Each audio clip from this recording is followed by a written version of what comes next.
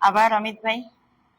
આજની પ્રેસ વાર્તામાં ઉપસ્થિત જુનાગઢ જિલ્લાના પ્રમુખ અમિતભાઈ ઠુમર, શહેરના પ્રમુખ મનોજભાઈ જોશી, યુથના પ્રમુખ કાસિફભાઈ, વિધાનસભા યુથના પ્રમુખ હરભીશભાઈ, સેવાદળના અધ્યક્ષ જસ્મીનભાઈ, તેમજ મીડિયાના ભાઈઓ બહેનો, નમસ્કાર.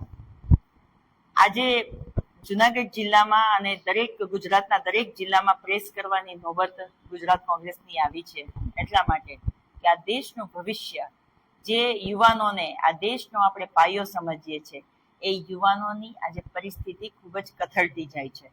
છેલ્લા ભારતીય જનતા પાર્ટીના 10 વર્ષના શાસનમાં 89 જેટલા પેપર લીક થયા છે અને 48 જેટલી પરીક્ષાઓ ફરીથી લેવી પડી છે.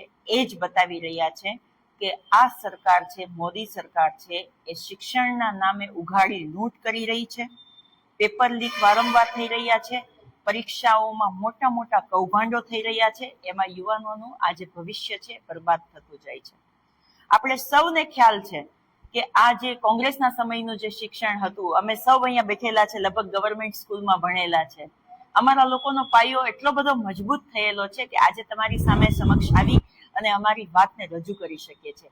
એના પ્રમાણમાં આજે ભારતીય જનતા પાર્ટીના ગુજરાતમાં 30 વર્ષના શાસન પછી અને કેન્દ્રમાં 10 વર્ષના શાસન પછી શિક્ષણની પરિસ્થિતિ એટલી બધી કથળતી જાય છે કે આજે યુવાનો પોતાના મનોબળને મજબૂત નથી કરી શકતા. વારંવાર પેપર લીક થાય છે, એમના પરિવારના લાખોના ખર્ચાઓ થાય છે, અને એની સામે જ્યારે પેપરમાં કોઈ લીક થઈ જતું હોય અથવા તો શિક્ષણનો કોઈ પણ મોટો વેપાર થઈ જતો હોય, ત્યારે એ બાળક છે એ આત્મહત્યા કરવા મજબૂર બને છે. એ બાળક નહીં તો એમનો પરિવાર છે એમાંથી કોઈ આત્મહત્યા કરવા માટે મજબૂર બને છે. અને આ સરકાર છે એ ત્યારે આંખ આડા કાન કરી જાય છે.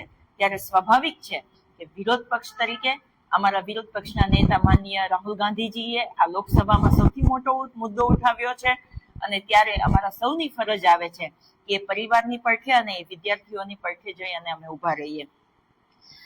ગુજરાતમાં અને ભારત દેશની અંદર શિક્ષણની જે વ્યવસ્થા છે કથળતી જાય છે, ત્યારે એ વિદ્યાર્થીઓ અને યુવાનોના અવાજને બુલંદ કરવા માટે થઈને આગામી દિવસોમાં ગુજરાતમાં છાત્ર ગુંજ કરી અને એ કાર્યક્રમનું આયોજન કરવામાં આવશે. માનનીય રાહુલ ગાંધીજી પણ એ આયોજનનો ભાગ બનશે, એ કાર્યક્રમને લેશે.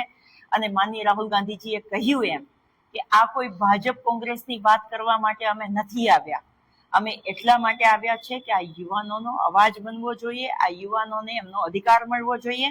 હમણાં થોડા દિવસો પહેલા રાજસ્થાનમાં કોટામાં છાત્રગુંજ નામનો પ્રોગ્રામ થયો. એમાં સૌએ જોયું હશે કે જે પરીક્ષાર્થીઓ છે, વિદ્યાર્થીઓ છે, એની એક મેદની ત્યાં આવી હતી અને એમણે એમની વેદના રાહુલજી સમક્ષ રજૂ કરી હતી. એ જોઈને આપણને સૌને ખ્યાલ છે કે રાહુલજીએ કહ્યું છે કે એક પરિવારને એમના બાળકને ભણાવવા માટે થઈને 1.32 લાખ કરોડનો ખર્ચો થાય છે. સામે શિક્ષણનું બજેટ છે 1.40 લાખ કરોડનું છે. એટલે આપણે સૌ સમજી શકીએ કે જેટલો વિદ્યાર્થીઓને ખર્ચો થાય છે, સામે કેન્દ્ર સરકારનું બજેટ પણ આટલું જ છે. હવે તમે વિચાર કરો કે એમાં એક બાળક છે બીજા રાજ્યમાં કે બીજા શહેરમાં જઈ અને ત્યાં ભાડાના મકાનમાં રહે, આવવા જવાનો ખર્ચો થાય, એમનો ખાવા પીવાનો ખર્ચો થાય, ને મોંઘી દાટ જે શિક્ષણનો વેપાર કર્યો છે એવી ફી ભરે, સામે શિક્ષણનો બજેટ છે તો એ બહુ સમકક્ષ છે. ત્યાં જ આપણે સમજી શકીએ કે આ ભારતીય જનતા પાર્ટી છે યુવાનોના ભવિષ્ય માટે નથી વિચારી રહી. વારંવાર પેપર લીક થાય, પરીક્ષાના કૌભાંડો થાય, એનાથી વિદ્યાર્થીઓના સપનાઓ તો ચૂપચાપ થઈ જાય છે. પણ હમણાં એક સાક્ષી દીકરીની આપણે સૌએ પ્રેસનો એમની સુસાઇડ નોટ વાંચી હશે કે મમ્મી, હું તમારું સપનું પૂરું નહીં કરી શકું અને તમારી પરિસ્થિતિ નથી જોઈ શકતી એટલે હું સુસાઇડ કરું છું. તો આવા તો 7 બાળકોએ નીટના પેપર લીક થયા પછી સુસાઇડ કર્યા છે. એટલે જે આત્મહત્યાનો જે કેસ છે, જે કેસો છે એ વધી રહ્યા છે, પણ સરકારનો તરફથી એક પણ આપણને એ જિમ્મેદારી લેતો એક પણ વિડીયો કે એક પણ આવેદન કે એક પણ નિવેદન આપણે નથી સાંભળ્યું. જ્યારે સરકારને જ્યારે સમાજોની વચ્ચે લડાઈ કરાવવી હોય કે જ્ઞાતિ કે ધર્મના નામે લડાઈ કરાવવી હોય તો કોઈ પણ ભારતીય જનતા પાર્ટીના નેતાઓ કે ખુદ પ્રધાનમંત્રી આવી અને એમનો વિડીયો શેર કરશે પણ યુવાનો આત્મહત્યા કરે, એમનું ભવિષ્ય રોડાતું જાય. નીટ જેવી એક્ઝામ ના પેપરો લીક થાય છે ત્યારે ભારતીય જનતા પાર્ટીના એક નેતા કે પ્રધાનમંત્રી કે કોઈ જિમ્મેદાર વ્યક્તિ સામે આવી અને એ જિમ્મેદારી લેતા નથી. ત્યારે દુઃખ સાથે કહેવું પડે છે કે આ નીટ હોય, જેઈઈ હોય, યુપીએસસી હોય કે એસએસસી સહિતની પરીક્ષાઓની તૈયારી કરતા માટે જે પરીક્ષાઓના પરિવારોનો ખર્ચનો શિક્ષણનો છે ને બજેટ કરતા 3 ગણો વધારે થઈ જાય છે. ત્યારે એમના પક્ષે આવી અને કોંગ્રેસ પક્ષે મજબૂતીથી અવાજ બનવું પડે છે. શિક્ષણ હોય, રોજગાર હોય કે યુવાનોના ભવિષ્ય માટે સીધો સંબંધ ધરાવતો જે અત્યંત ગંભીર વિષય છે એ દેશનું ભવિષ્ય અને દેશનું ધ્યાન દોરવાની જરૂરિયાત ઊભી થઈ છે. ત્યારે દેશભરની જે શિક્ષણ વ્યવસ્થા છે એના પ્રકારને જે ઉઘાડી લૂંટ કરી રહ્યા છે એની સામે કોંગ્રેસ પક્ષ છે આજે મજબૂત અવાજથી છાત્રગુંજનો પ્રોગ્રામ ટૂંક સમયમાં કરશે અને અમે આશા રાખીએ છીએ કે આજે મીડિયાના માધ્યમથી દરેક ઘર સુધી એ પ્રશ્ન પહોંચે. કેમ કે આજે આપણે કોંગ્રેસના સમયમાં 1 થી 12 ધોરણ મફતમાં અને સારું શિક્ષણ મળતું હતું, પાયો મજબૂત બનતો હતો. આજે 1 થી 12 સુધી ભણાવવો હોય ને દીકરાને કે દીકરીને તો 1 લાખ રૂપિયાનો 1 વર્ષનો મિનિમમ ખર્ચો આવે છે. પ્રાઇવેટ સ્કૂલોમાં અને ગવર્મેન્ટ સ્કૂલોને તો મર્જ કરી અને સંખ્યા નથીના નામે બંધ કરી દેવાય છે. વિધાનસભાના ભલે આંકડાઓ આવતા હોય કે 1700 જેટલી સ્કૂલોમાં એક જ શિક્ષક છે 1 થી 8 ધોરણમાં, પણ હજી પણ શિક્ષકો ટેટ 1 ટેટ 2 ની પરીક્ષાઓ આપી દે છે પણ ત્યાં એ લોકોને પાછી નોકરી દેવાનો વારો આવે છે ત્યાં એ લોકોની ઉંમર પતી જાય છે પણ એમને નોકરી નથી મળતી, એવી સમસ્યા ઊભી થાય છે. પણ એ બાળકોનું ભવિષ્યને આપણે રોડાતું જોઈએ છે. માનનીય રાહુલ ગાંધીજીએ એમના નેતૃત્વથી અને એમના માર્ગદર્શન હેઠળ જે કોટામાં પ્રોગ્રામ છાત્રગુંજનો જે પ્રોગ્રામ યુવાનો માટે કરવામાં આવ્યો હતો એવો જ પ્રોગ્રામ ગુજરાતના દરેક જિલ્લાઓમાં કરવામાં આવશે.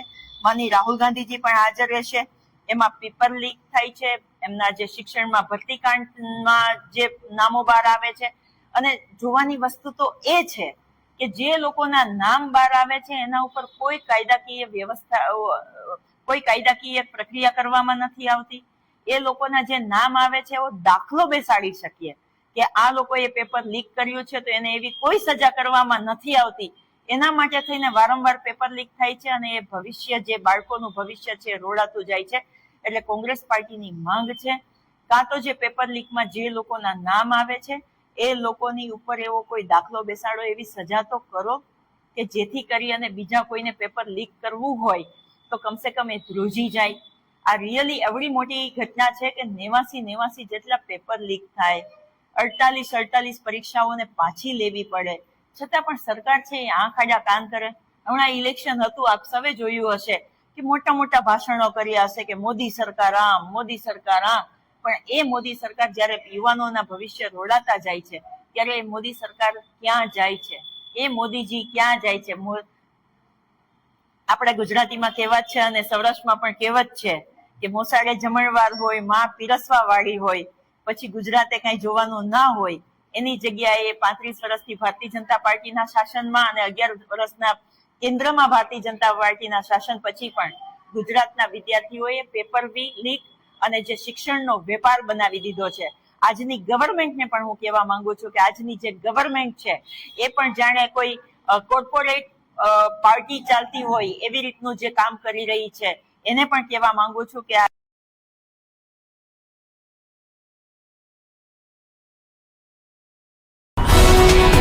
ગુજરાતભરના તાજા સમાચાર મેળવવા માટે અમારી ગુજરાત નેશનલ ટીવી ન્યૂઝને સબસ્ક્રાઇબ કરો, બેલ આઇકોન પર ક્લિક કરો.